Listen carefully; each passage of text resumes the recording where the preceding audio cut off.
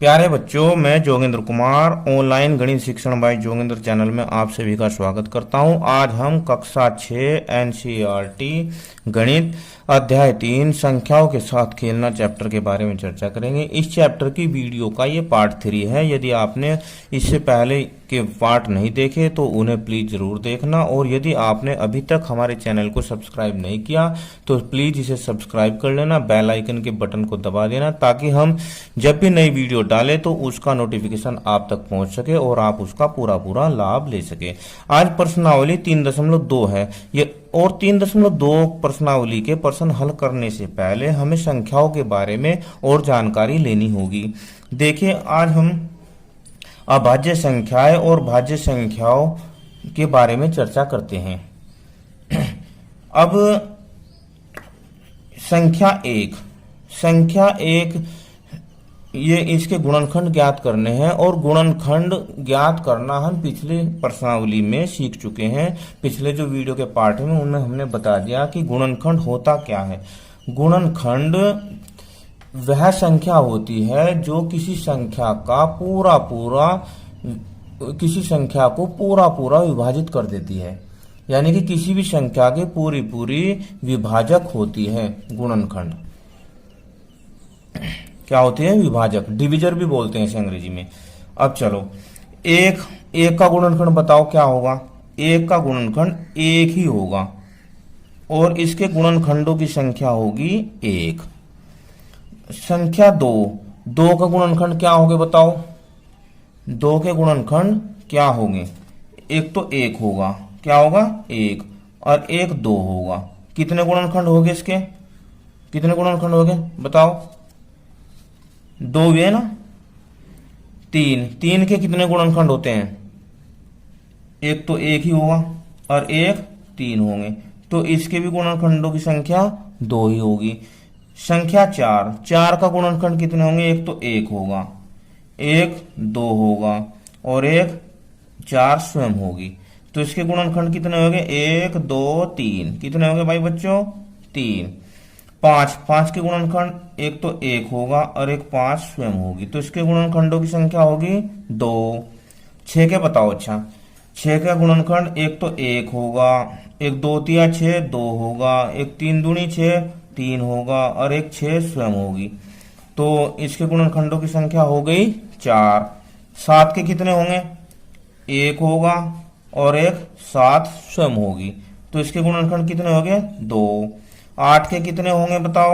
एक होगा, दो चौका आठ यानी कि दो होगा, तीन नहीं होने का, चार दूनी आठ चार होगा, और आठी का आठ, एक आठ स्वयं होगा, तो इसके गुणनखंडों की संख्या हो गई चार। नौ के गुणनखंड देखो, एक तो एक और एक तीन तिया नौ तीन, और एक नौ एकम नौ, तीन होंगे। इसके बाद 10 के बताओ। एक होगा और एक दो पंजे 10 दो होगा, और तीन नहीं होने का, चार नहीं होने का, एक पांच दूनी 10, और एक 10 स्वयं होगी, तो ये हो गए इसके गुणनखंड चार। इसके बाद 11 का एक होगा और स्वयं 11 होगी, तो इसके गुणनखंड होंगे दो। अब इसके बाद 12 के देखो। एक होगा, दो छकी 12 दो होगा, तीन चौक 12 तीन होगा, चार चार होगा, और छह दूनी 12 छह, और 12 स्वयं, तो एक दो तीन चार पांच छह, इसके गुणनखंड छह हो गए।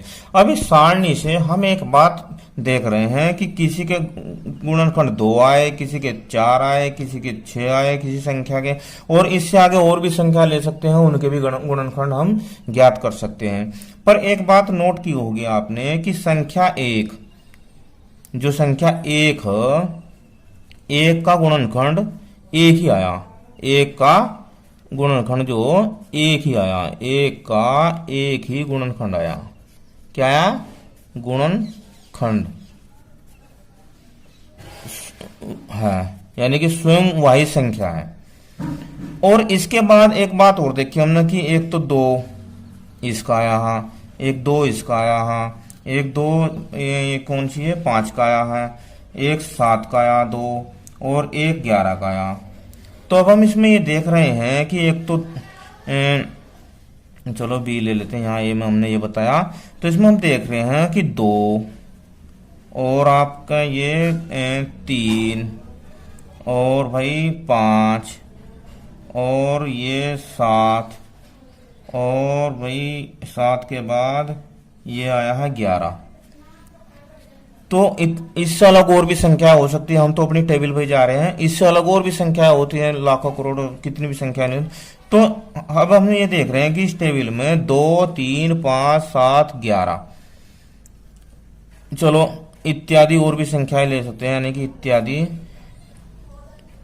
ऐसी संख्या है, ऐसी संख्या है जिनके गुणनखंड 2 ही हैं। क्या है? इनके 2 गुणनखंड है। कितने भाई?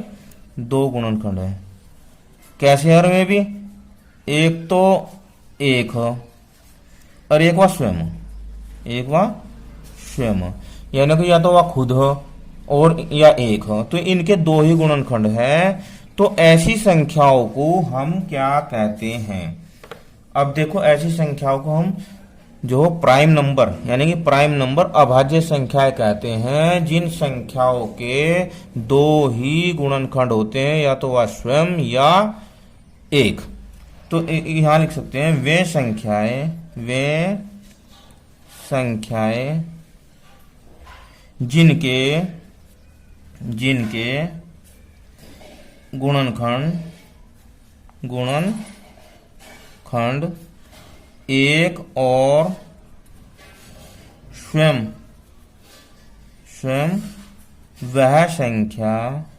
वह संख्या होती है।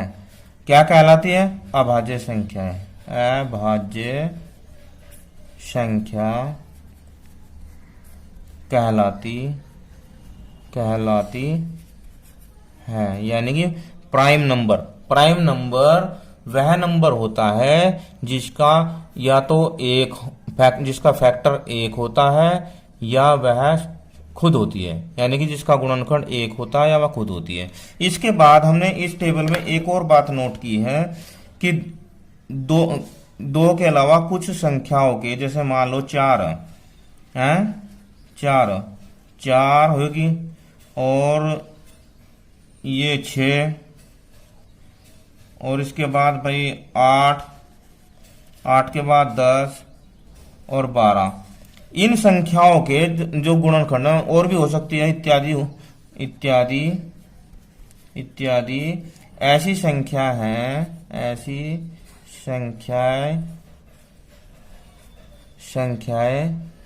हैं जिनके गुणनखंड 2 से अधिक आए, देखो 4 के कितना आया? 4 के 3 आए हैं, और भाई 6 के 4 आए हैं, और 8 के भी 4 आए हैं, और भाई 10 के भी, और 12 के 6। तो इनके 2 से ज्यादा गुणनखंड आए हैं। तो ऐसी संख्याओं को हम कंपोजिट नंबर बोलते हैं, भाज्य संख्याएं कहते हैं। अब इसकी परिभाषा क्या होगी भाज्य संख्या की? वे संख्याएं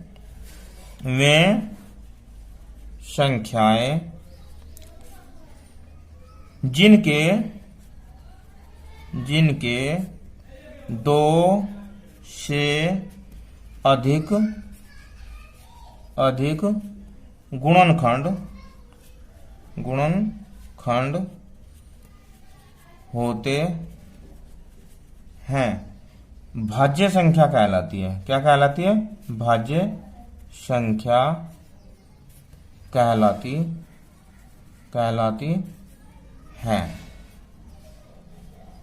अब ये स्पष्ट हो चुका है कि भाज्य संख्या किसे कहते हैं और अभाज्य संख्या किसे कहते हैं। अभाज्य के तो 2 ही गुणनखंड होते हैं, 1 और वह खुद, और भाज्य संख्याओं के 2 से ज्यादा गुणनखंड होते हैं। इसमें एक बात ध्यान देने की और है कि संख्या 1 ना तो भाज्य संख्या है, संख्या 1 न भाज्य संख्या है और न ही अभाज्य संख्या है, अब आइए अभाज्य और भाज्य संख्याओं के और उदाहरणों को से संबंधित अब आइए भाज्य अभाज्य संख्याओं से संबंधित एक प्रश्न को हल करके देखते हैं। अब इस प्रश्न में कहा है निम्नलिखित संख्याओं में से भाज्य संख्या और अभाज्य संख्या छांट कर लिखो। देखो पहली संख्या 68, क्या है 68।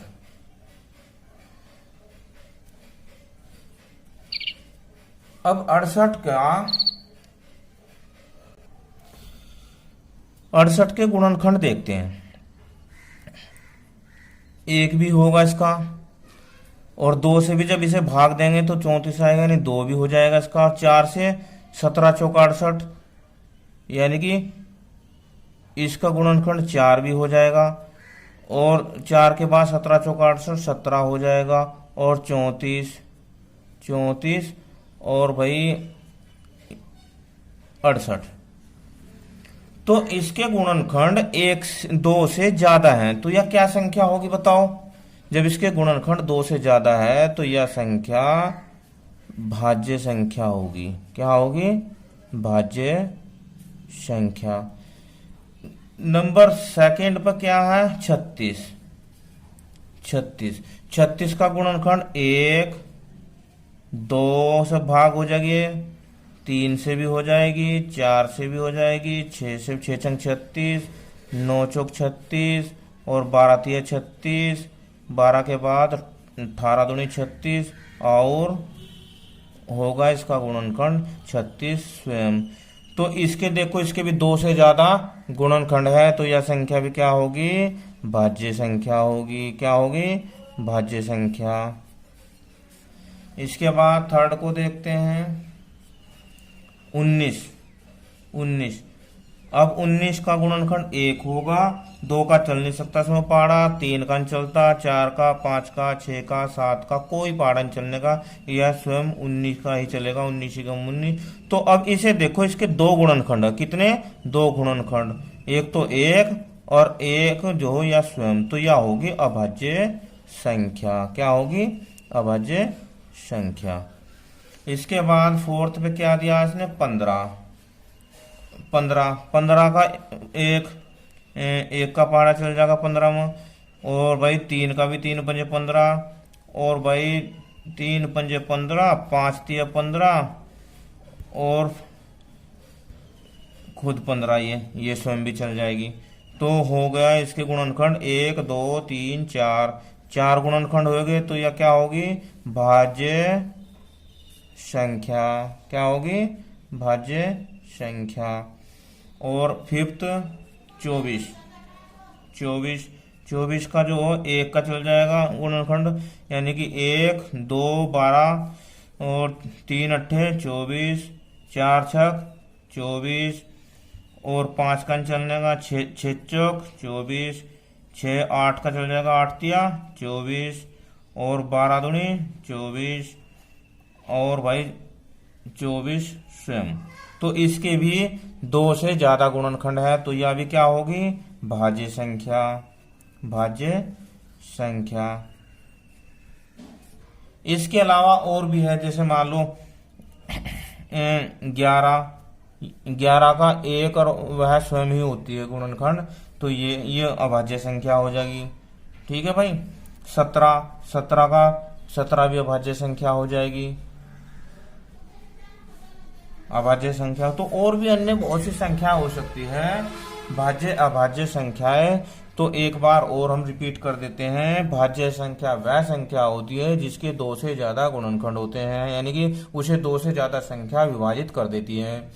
अभाज्य संख्या वह संख्या होती है जिसका एक या वह स्वयं गुणनखंड होती है और किसी से वह विभाजित नहीं होती। और हाँ, एक संख्या ऐसी है, संख्या 1, जो ना तो भाज्य संख्या है और ना ही अभाज्य संख्या है।